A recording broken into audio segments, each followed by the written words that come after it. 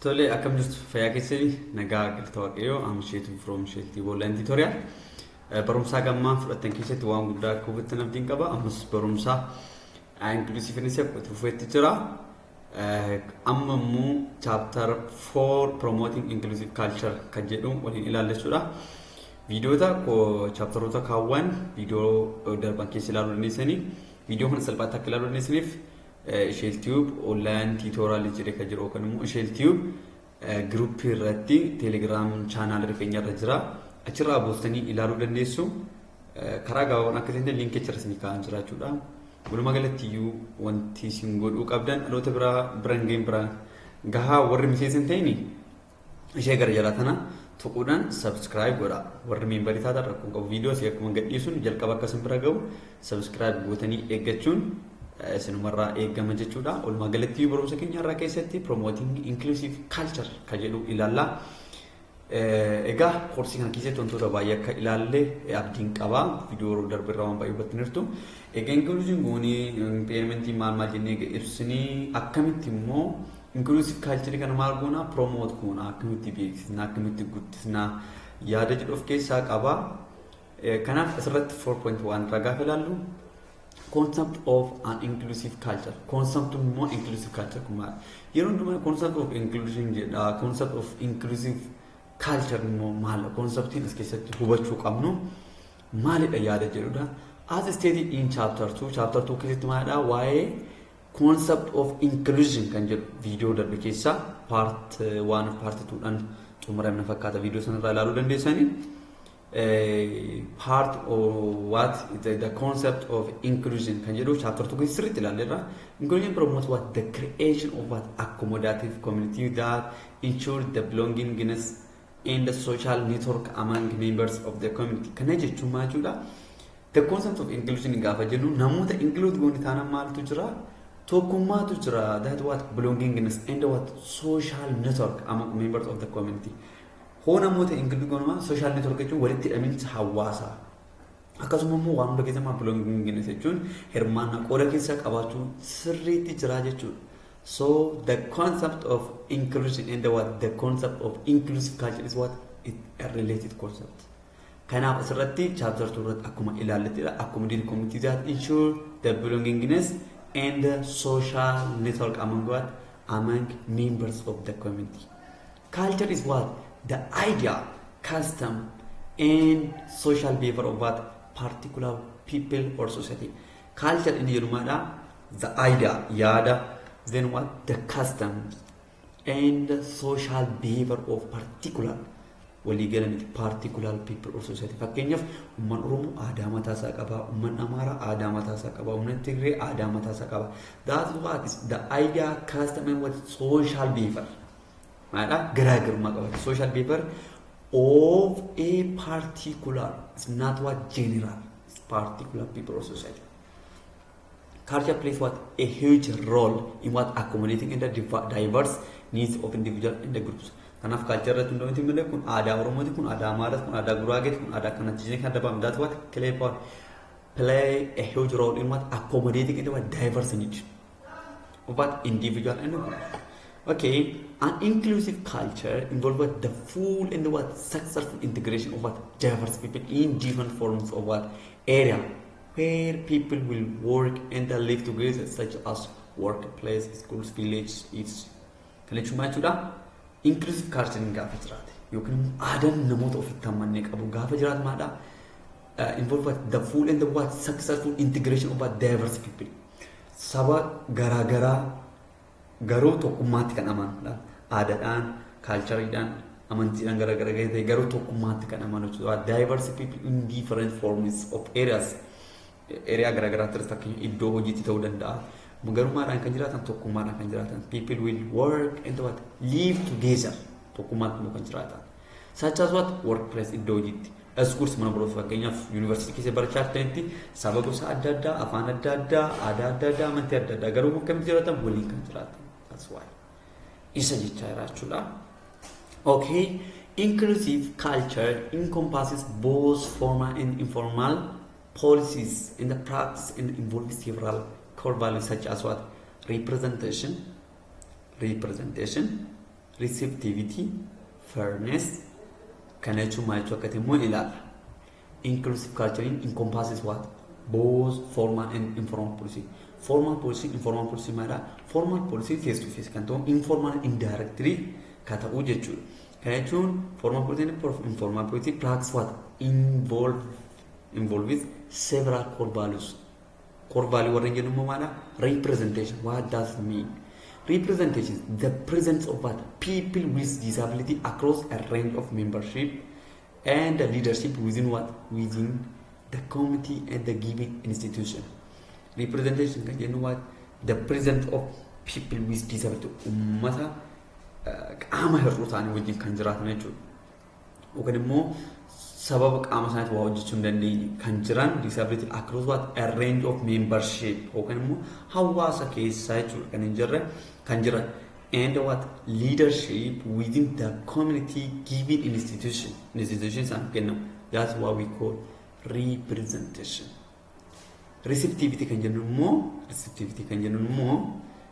respect for differences. Maadhaa garaagarummaadhaaf kabaja kennu. Respect for differences. Fairness kan jennu immoo maadhaa equitable access to all resources. Yookaan immoo wantoota jiran hundumaayyuu maadhaa walqixa access gochuu, walqixa fayyadamu jechuudha. Access resources and what? Opportunities, networks and what? Decision making process. Murtoo kennu irratti opportunity adda addaa irratti walitti dhufiinsa hawaasaa keessatti maadhaa fairness or equitable when they can access that one. What we call fairness. Fairness kan jennuun walqixa access gochuu gaafa danda'anidha. Receptivity kan jennu immoo respect for difference garaagarummaa jiruuf kabaja kennuu jennee dubbanne irraa jechuudha. Dimension of inclusive culture. Dimension isaa maalidha? There are 3 dimensions or elements of inclusive culture. 1. The first dimension. Universal design refers to the construction of structures, space, service, communication, and what?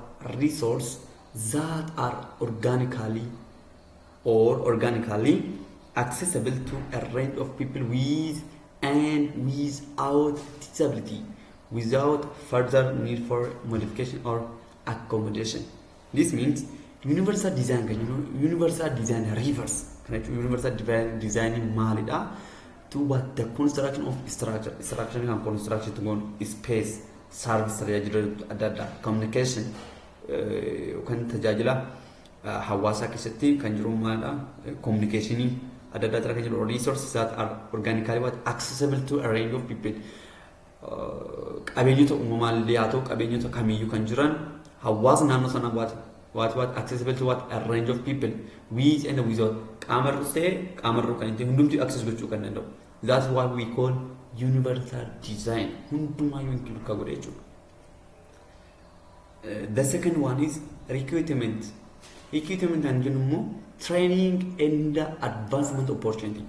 Training kennamu advancement opportunity inni jennu kunillee maal recruitment keessatti kennamu. This dimension of inclusive culture refers to inni immoo maaldha refer godhaa yookaan maal nutti hima? The promotion of recruitment and training of PWD for what? Certain position and advance their professional knowledge and competency. Kana jechuun wantoonni namoota sanaaf kennaman, that's what? The promotion of recruitment and the training leenjii adda addaa kamiyyuu haa ta'u professional skill ta'uu danda'a. Wantoonni kennamu hundumtuu maal? Hundumaayyuu dorgomaa akka taasisutti maal walqixa kennamuufii qaba. That was certain position and what? Advance their what? Professional knowledge and what? Competency.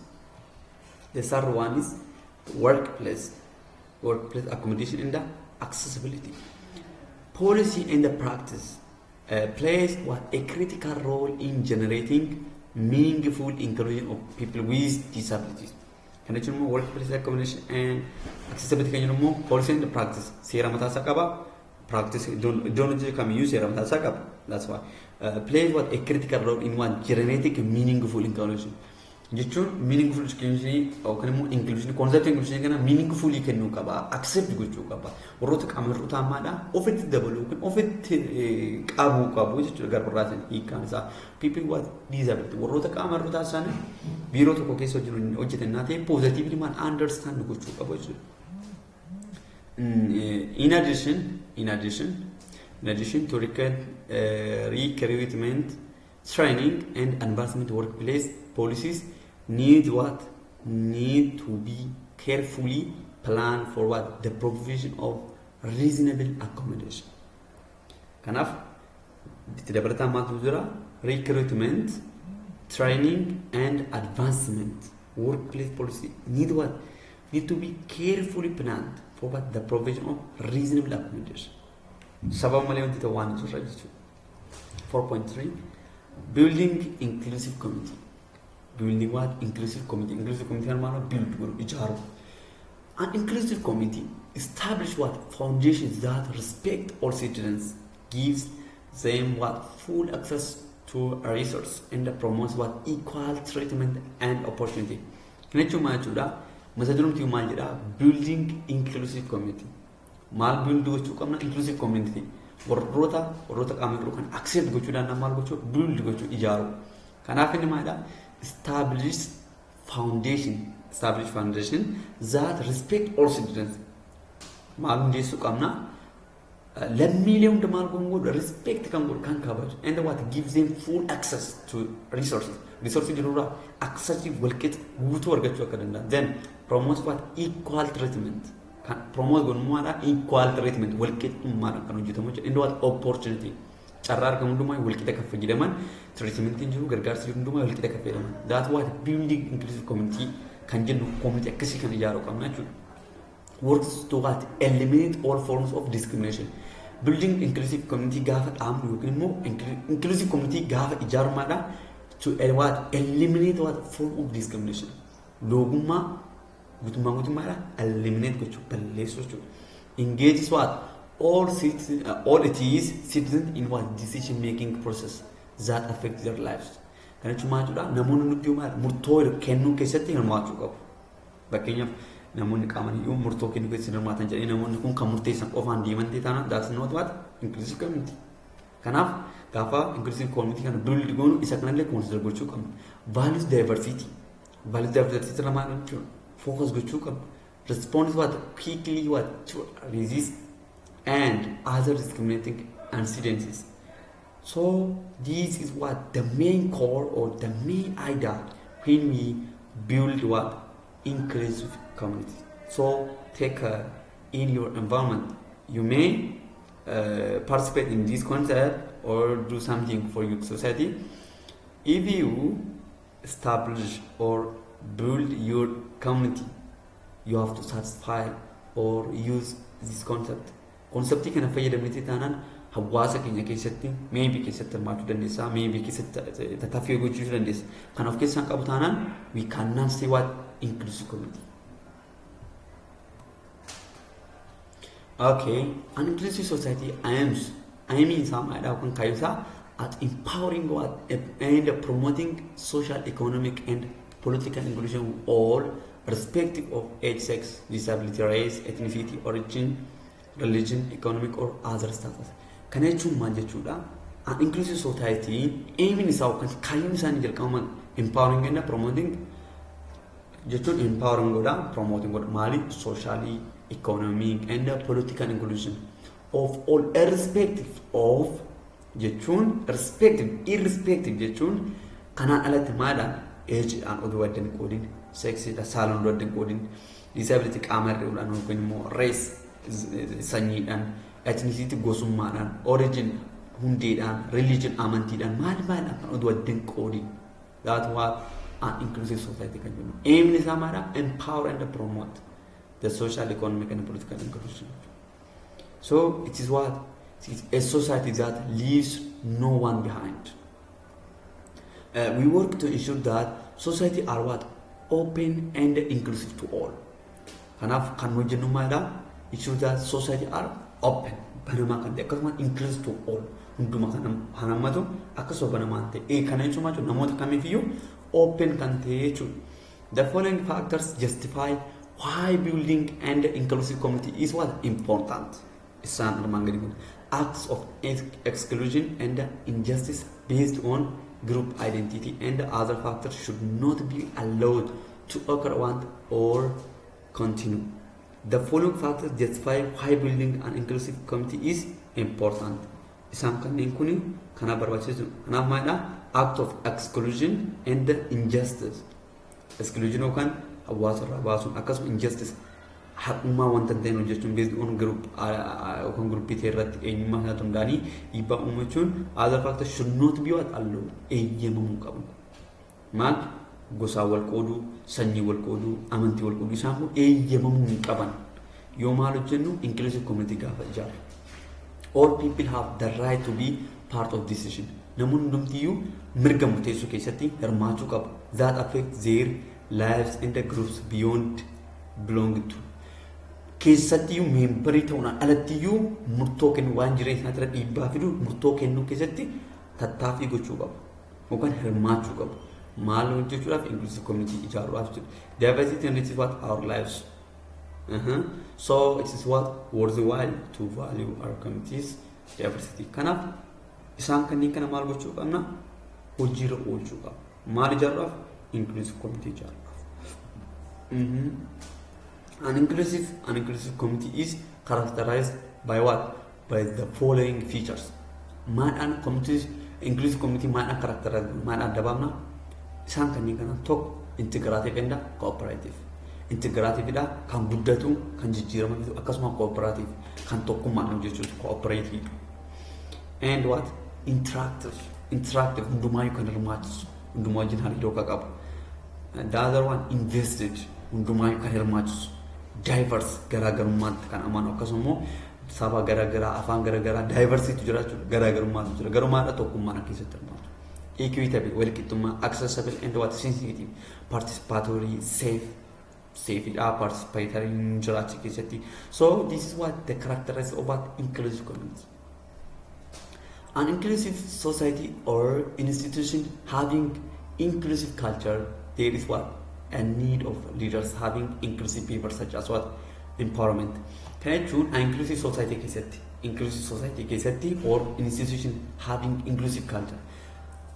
Or institute or abata inclusive culture there is a need of leaders. Gaggisan together barbaachisu gaggisa amalota armaan gadii qabu. Amaloonni gaggeessan hawaasa inclusiveness yookaan inclusive community building godhe tokko keessatti gaggeessaa akkamitti barbaachisaa gaggeessaa armaan gadii kan innis empowerment kanneen biraa maadhaa power kan godhu kan jajjabeessu accountability ifa kan ta'e waan hundumaatti gaafatamummaan sirriidhaan kan hojjetu courage kan jajjabeessu empowerment jechuun gara isa caalutti namoota jechuun humna kennuufidhaan gorsuudhaan wantoota adda addaatiin courage akkasuma innis asitti humility kennuudhaan isaan kanneen kana kan qabu maal jennaani the best leader who can what lead this inclusive society. Kanaaf isaan kanneen empowerment accountability and courage and also what humility. This is what the characters of the behavior of what are leaders. Okay, inclusive values in terms of cultural norms. Inclusion is most importantly seen as what putting inclusive values into action. Can I choose? Inclusive values in terms of cultural norms. Cultural norms. Mali inclusive value. Inclusion is what most importantly seen as what putting inclusive values into action. Important values are. The 7 pillars of inclusion are utubawan inclusion torban jedhamanii kan beekaman access, attitude, choice, partnership, communication, policy and opportunity. Kanaaf isaan kanneen kun jiraatan taanaan maal jedhamu isaan the 7 pillars of inclusion jedhamu. Access gochuu kan danda'u attitude sirrii kan qabu yookaan ilaalcha choice filannoo partnership keessatti maal jedhu communication policy opportunity. These is the 7 pillars of inclusion. Okay.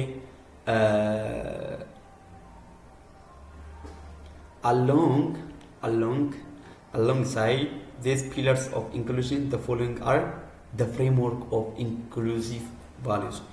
Isaan suni the pillars of isaan kanneen maal jenni 7 pillars of unit 1, 2, 3, 4, 5, 6, 7. 7 pillars of what? Inclusion. Isaan kun immoo maal jedhamu? Alongside these pillars of inclusion, the following are what? The framework of inclusive value. Isaan kun maala framework isaati. 1, 2, 3, 4, 5, 6, 7. Framework isaan immoo maala equality. Kan isaan ittiin madaalama jechuudha. Equality, right, participation, community, respect for diversity, sustainability, non-violence. Non-violence jechuun mirga nama tokkollee osoo hin cabsin jechuudha. Violence jechuun seera waliin cabsin akka jennuudha.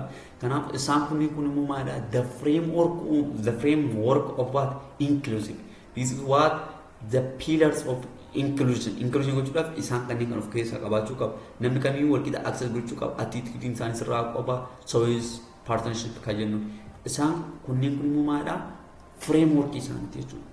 Isaan kan jadi goonu maarrattu framework kamirrattu hundoomneti framework jechuun wal bira qabbiidhaan kan ilaalu equality irratti hojjetu, right irratti hojjetu, participation irra maal jennu. This is what the framework.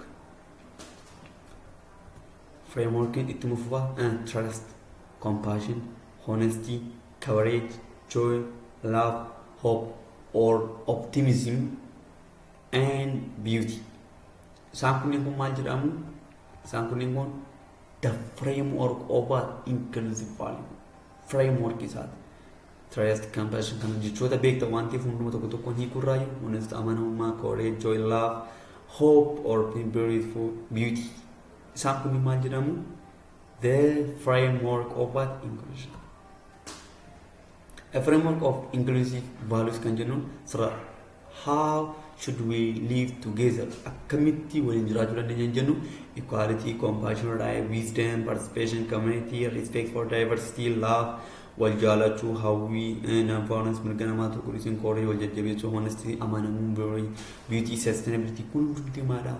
Gaafa kan hundumaa perfect maadha? We can live what together waliin jiraachuu dandeenya jechuudha. Yeroo walitti hidhamiinsa isaanii tokko tokko malee jiru. Love, wisdom, trust, hope, hunduma keessaa gahee qaba. Indigenous inclusive values and practice.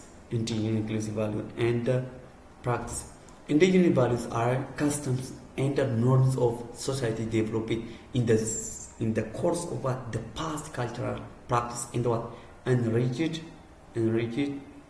and transferred from what? Generation to generation. Can I mention indigenous value are customs and norms? Indigenous value kan jennuun fakkeenyaaf anthropology I think chapter 6 or 7 ilaalleerra video irraa ilaaluu dandeechi. Indigenous value kan jennu kun immoo maalidha? Values are customs and norms of society developed in the course of the past cultural practice and enriched and transferred from generation to generation. Aadaa darbe keessatti kan jiru akkasuma generation gara generationitti kan daddarbu jechuudha. Indigenous value kan jennu sun yookaan akka aadaa akka custom or norms that society developed in the course of the past culture. Ka aadaa darbe keessatti maadha? Develop kan ta'e akkasuma practice gochaa kan jiru akkasuma dhaloota biraatiif kan daddarbu jechuudha. Indigenous inclusive value and the practice kan jennu immoo aadaa yookaan inclusive value duraan jiru sana akkasuma kan duraan guddatee ture sana amma practice kan goonu dhalootitti aansis immoo transfer ka goonu jechuudha. So incorporating indigenous ways of learning into educational practice has what? Potential to benefit both indigenous and what? Non-indigenous learners. Kanaaf lachee iyyuu fayyada jechuudha. Warra qarooman jenniyaan kan duraanii ammallee ka jiran hundumaaniyyuu baay'ee fayyada. In modern curriculum or curriculum amma kana jechuudha. In modern curriculum the following skills are what? Needed to be what? Included. Modern curriculum yookaan immoo curriculum ammayyaa keessatti sirna barnootaa ammayyaawaa ta'e keessatti isaan armaan gadii jiraachuu qabu. The first one is collaboration. Second one, creativity. Third one, innovation. Fourth one, problem solving. Fifth one, inquiry. Sixth one, multicultural literacy. Isaan kunniin kun jiraachuu baanne taanu maana modern curriculum jechuun dandeenya. Kanaaf inclusiveness akka koorsii tokkotti kan dhiyaatu. Collaboration, namoota gidduutti creativity, humna waa uumuu, innovation, humna argannoo wayii problem solving, rakkoolee tokko tokko furuu, inquiry, multicultural literacy. Hundumti maal it must what? Follow the modern curriculum. Indigenous knowledge and practice should be what? Carefully treated, avoiding harmful cultural beliefs. Kana cuma tu indigenous knowledge kan jennu mo maal jenne aadaa duraan guddate itti fufaa ka ture amma immoo dhalootatti aanufillee ka darbu itti fufaallee ka jiru jennemi kanarraa kan keemu indigenous knowledge kan jennu and practice should be what? Carefully treated. Carefully of eeggannoo akkasuma maal avoid harmful cultural beliefs. Aadaa badaa ta'e maal ittisuudhaan fakkeenyaaf dubartii kittaanan indigenous knowledge jechuun hin dandeenye. Kanaaf harmful culture maal godha? Avoid gochaa bareeda isa ta'e immoo yookiin immoo support gochuu kan qabnu maal guddisnee darbuu qabna jechuudha. Walumaa galatti viidiyoon keenya kana marratti xumurama chapter 4 bifa kanaan bifa bareeda kanaan xumurameera. Akka carraatee wanni isaa nooti isaa baay'ee xiqqaatti ba'e.